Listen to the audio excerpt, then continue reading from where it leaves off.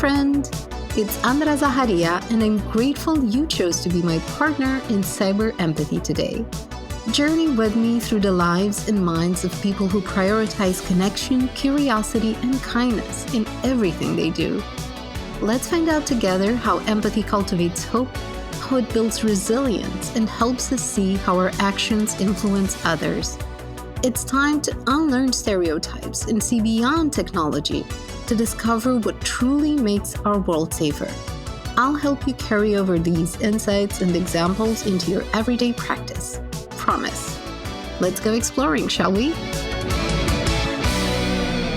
Okay, so I have to admit, this is the 6th time I'm trying to record this episode.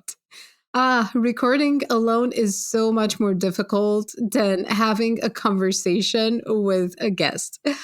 So hey there, and welcome to a new season of the Cyber Empathy Podcast.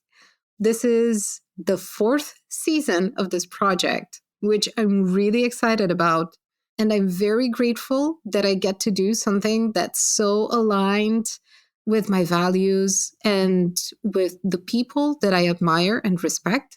The fact that I get to share their stories with you and that we get to have these heartfelt conversations is something that I never take for granted.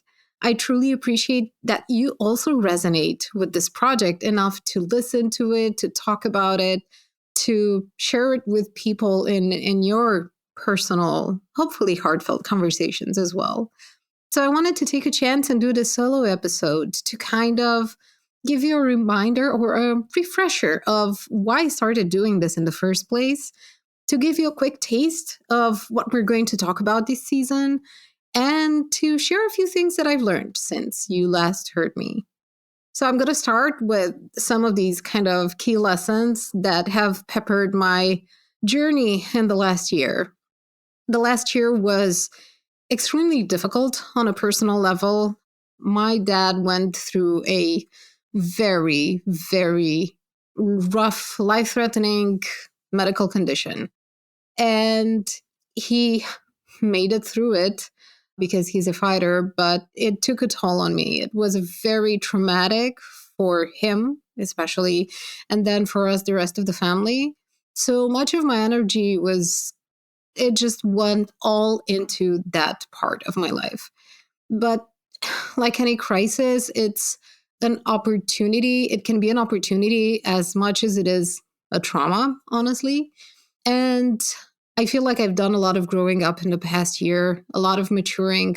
It's moments like these when you're faced with the horrendous thought of losing someone that you realize, and the important things in life, not only realize, but you get to embrace them again. You get to really focus on them and just let yourself off the hook around the other things that are, less important or artificial or just not as relevant as you thought they were.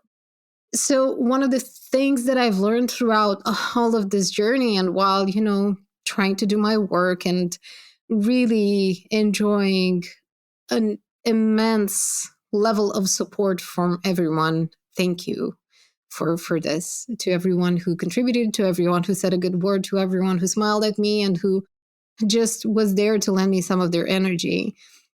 One of the key things that I've learned through all of this is that we can hold within ourselves two apparently contradictory feelings or emotions. And that's one of the most difficult things that I've had to kind of absorb.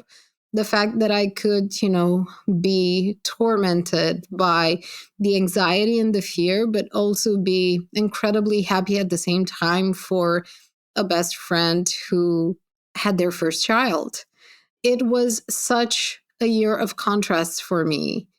But what they all had in common was the immense generosity and openness of my friends, of the people that I know, of people in the community, of my partner, and just everyone who shows up and who does this constantly. And the cliche is true, is that we don't know people's stories. We don't know what's behind their smiles, what's behind their benevolence, their patience, and their kindness. I feel like many of these people usually have a pretty difficult background story. They went through a lot of things, which is how they decided to embrace kindness, to embrace empathy, to just focus on those good elements in human nature that transform, honestly, everything. And this is exactly one of the episodes. And this is exactly what one of the episodes in the season talks about. And you're going to see it gets really personal. And I'm very grateful to the guests for opening up like that. Another one of the things that I've learned throughout the last couple of months and the last year is that not everything has to be as hard as we imagine it to be. I read Greg McKeown's Effortless, a book about making things easier and doing what matters the most. And he has some really really clarity-inducing ideas in that book. I highly recommend it. I'm going to link to it in the episode description. It was one of my favorite reads of this year, and it really led me to reflect on how I used to choose or I still do. It led me to reflect on how I often choose the most difficult path. I remember I had an English teacher in my teens who told me, like, you always choose the most complicated sentence structure to express what what you want to say. And well, that's something that as a content specialist, I've learned to solve or avoid, but it led me to the realization that there are a bunch of things that I could probably make simpler for me, for myself, and for others. And that's something that I'd like to focus on in the future. And speaking of books that I've read this year, the absolute favorite read of this year is the Three Body Problem series. If you haven't heard about it, it's a trilogy, a sci-fi trilogy that is just absolutely mind-blowing. Netflix is actually doing a series about it. And while reading this immensely detailed, expansive universe that the author has created, it reminded me of the value of really cultivating empathy in the most practical and approachable way possible. There's no way I'm going to spoil this book for you because it's way too complex. But one of the things in this book does is that it follows humanity as it goes through various eras where they have to face a lot of new and world-changing events. And it's when we are faced with those shattering, events that completely transform our reality that we realize what we're made of.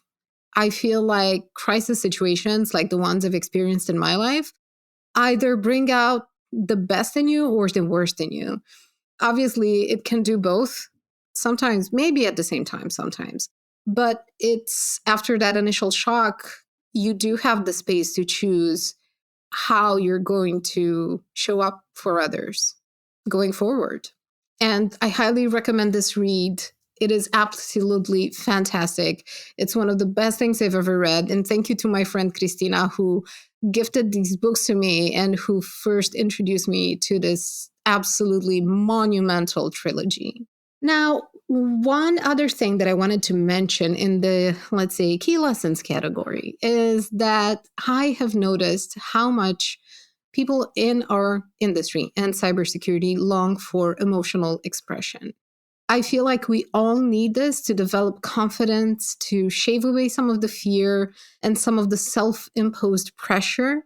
And it's also a way that we get to feel connected to ourselves, to our purpose, and obviously to the people we care about. Now, my personal goal with this podcast and with the work that I do as a communication professional is to expand the group of people that we care about individually and as a community. And speaking of community, Cyber Empathy had a milestone in June earlier this year. It won 2 awards at the 2023 European Cybersecurity Blogger Awards, which were voted by the public. So by you, thank you so much for supporting this project. Cyber Empathy was the most educational podcast and the best new cybersecurity podcast at the 2023 European Cybersecurity Blogger Awards, which was amazing to me. It was such a special moment because it made me realize that this tiny podcast, that's a passion project that I record literally in my living room with no funding and no sponsorships and nothing like that, is actually reaching people all over the world. It's using the magic of the internet to bring out something good in people, to give them something that they need. And again, that is so, so special to me. And thank you for voting for this podcast, for supporting it, for listening to it, and for making time to connect with these ideas and to carry them over in your life. I'm just so, so grateful for that. Even though things have changed over the past 4 years in ways we could have never imagined. So ever since I started Cyber Empathy, one thing it says stayed the same, which is kind of my mission around this podcast. My goal is still to carve a little space for thinking, for sitting with our feelings. I want this podcast to give you a space to slow your roll so you can kind of expand that time that you get between stimulus and reaction. So we can just, feel like we can just breathe and just have a moment to ourselves, to remind ourselves of all of the good that we have in our lives and that we have in this community, and just to remind ourselves of our own power to do good and to choose things that are good for both ourselves and others. And aside from all of the other things that we can do with these ideas and with this energy, I actually found a quote in the book Effortless that I mentioned earlier that really speaks to this podcast. And it goes like this: to see others more clearly, set aside your opinions, advice, and judgment, and put their truth above your own. Now, this to me is a sentence about lack of judgment, which is something that I strive to practice. I talked about this in another solo episode that I did where I shared my experience with doing a course that was focused on improving listening skills. And that was one of the key topics. To be able to listen to others, to be able to truly connect and be present, we need to show up with a clean slate, or as clean as it can be, obviously, because we need to have self-compassion and self-empathy for ourselves as well. So given everything that I've shared in this short but hopefully helpful and clarifying episode, some of the things that we're going to explore in this season are the 7 habits of highly empathetic people. And if that reminds you of a book, it's because it was modeled after that book. And I have just a really great, really generous guest that's going to talk about this. We're also going to talk about practicing a growth mindset outside cybersecurity and how important it is to your career in this space, and to how you decide to make your role an enduring one, a resilient one. We're also going to talk about using empathy to fuel optimism, which is really helpful if you want to avoid being cynical, which I feel is so easy nowadays. We're also going to discuss how to shape our expectations around how difficult or easy it is to choose kindness and empathy. And again, that goes really deep into some very personal things that I can't wait to explore with you. We'll also talk about nonviolent communication and how it can disarm people who tend to have adversarial attitudes. We're also going to talk about cyber trauma and how we can support and protect the most vulnerable people around us. And we're also going to touch on the power of being a discreet but consistent and reliable presence in other people's lives. We have a feast of stories and of personal experiences that we can learn from, that we can sit with together, that we can use as guides, as reflection points, as quotes to guide our days or just as sparks of energy that will hopefully help us get ahead with what we're trying to do. One of the other things I wanted to mention before I wrap up and leave you with a question that I really love is that I wanted to mention that although you haven't heard Dave in a while, it's not because we've fallen apart. It's just because Dave has other things that that demand his time and energy. You can still find him online. He still does projects and he still takes care of the Cyber Empathy website. He's always a great supporter of this project.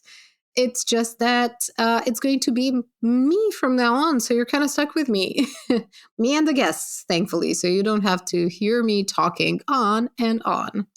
Speaking of not going on any longer, before we listen to the other episodes that feature guests, I wanted to leave you with this question, which is also from Effortless by Greg McKeown. What do we live for, if not to make life less difficult for each other? I hope Cyber Empathy helps you achieve just that. I'll talk to you soon, and I can't wait to hear how this episode and how the season has helped you. If it did, let me know. I'd love to read about it. Hey, congrats! You made it until the end of this episode. Thanks so much for listening. And if you want to get the show notes and see the transcript and get other resources, head on over to cyberempathy.org. You'll find all of the episodes there and resources to help you have a more comfortable relationship with technology and security. Also, if you want to contact me, all my details are on there, and I'll see you soon. Bye.